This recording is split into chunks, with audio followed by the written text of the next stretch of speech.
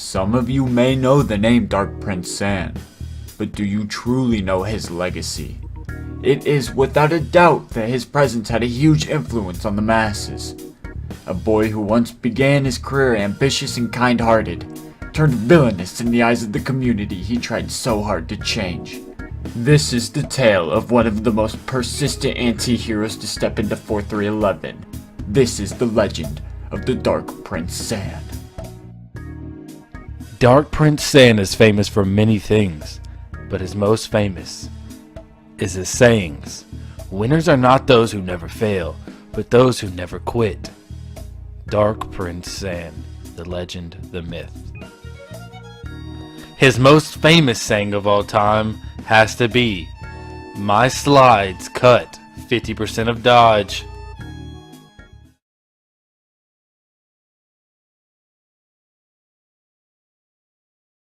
It is common knowledge to any old fag that Dark Prince Sand joined the PvP community in 2011, but what many players did not know was that PvPing was originally only a side hobby for DPS. Instead, he wanted to become a popular AQW MVer. This is literally the only thing worse than a PvPer in AQ World, so he really did start from the bottom. But the question remains, did he ever make it to the top? One of the first guilds DPS joined was called Vongola, a guild that dominated just about every war. Or so they said. Frequently subbing in players from different clans, Vongola was notorious for using fillers.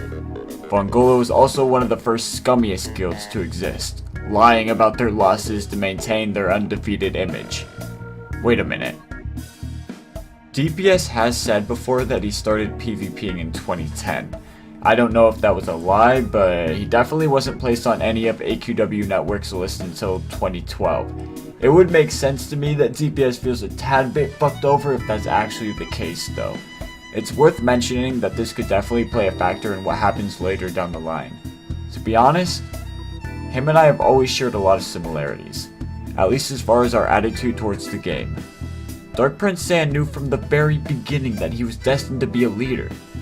Shortly after he began PvPing, supposedly in 2011, he created his own guild.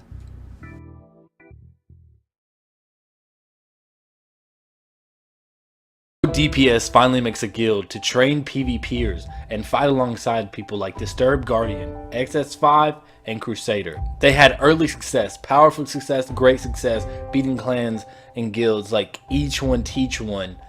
They also got a huge win over Sexy Flames, but the main reason DPS made such a powerful, great guild is to train people to be as good as him. With great success comes controversy, and this is exactly what strickens my man DPS. He gets memed, he gets people coming left and right, just coming at him from all sides to say that he is faking his war records. Now, there's evidence to say that he is faking it, but unfortunately DPS doesn't have the screenshots, the power, the energy to back up his claims that he's not faking his war records. This is a video by Sophia BV that just looks at Each One Teach One's and Beta's war records and compares the two. Each One Teach One has some of the biggest accountability in 4311 history. Now, they would never fake their war record because what they're about is not PvPing necessarily, but teaching it. They don't care about their war record, but Beta would care about their record. Here's a prime example of Beta having questionable activity on their war record. They have 4 wars against the same clan, but they each time have a different leader except for the front 2. Now, leader Tiger Shark and then leader Tiger Shark. Then they also don't put the participants of the other guild. And look at the scores. The scores are impossible to have in Bloodroad Brawl. They say 1680 to 325 and then 1250 to 565. This is about the time that a lot of people thought that Beta was faking their war records.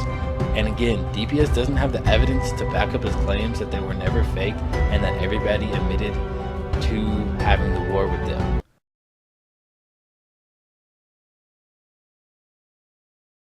As more and more evidence of Beta faking their war record came out, DPS lost the trust of the community.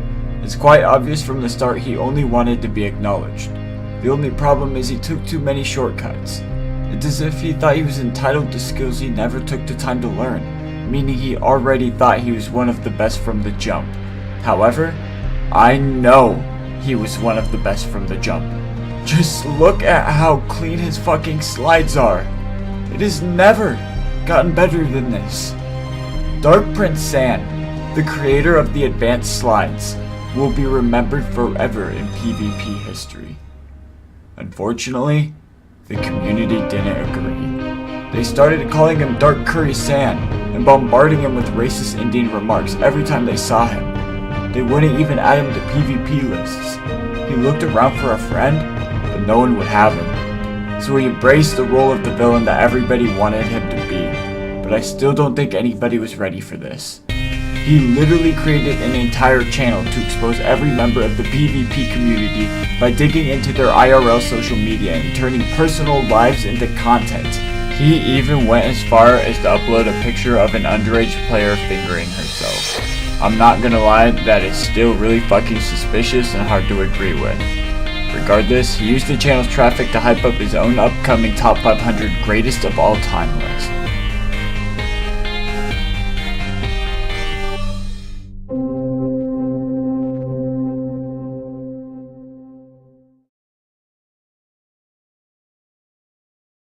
Imagine having time to make a 500-person list, and this is the greatest of all time. Now, this is one of the most accurate lists of all time. Even turning off the like and dislikes, Dark Prince Sand knew that he'd be showered with likes that he just didn't want to make other list makers feel bad. Now, DPS, of course we know by now, is one of the greatest PvPers of all time. And he had a great career filled with tremendous experiences and some not so tremendous. Now, rating himself number 1 was the definition of topping off a great career, as he fully deserves number 1, as he is one of the most infamous PvPers of all time. Yeah? I guess I would say Dark Prince Sand is the best PvPer of all time. I mean, he had a damn good ninja. His slides were just unbeatable. He created advanced sliding? Yeah. He won against some people, I guess.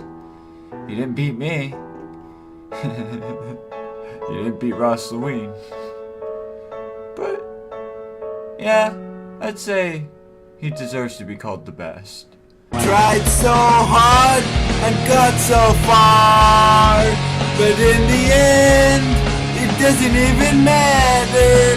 I had to fall to lose it all, but in the end, it doesn't even matter. Put my trust in you, pushed as far as I can go, and for all this, there's only one thing you should know. Put my trust in you, push as far as I can go, and for all this, there's only one thing you should know. I tried so hard and got so far, but in the end, it doesn't even matter. I had to fall to lose it all, but in the end, it doesn't even matter.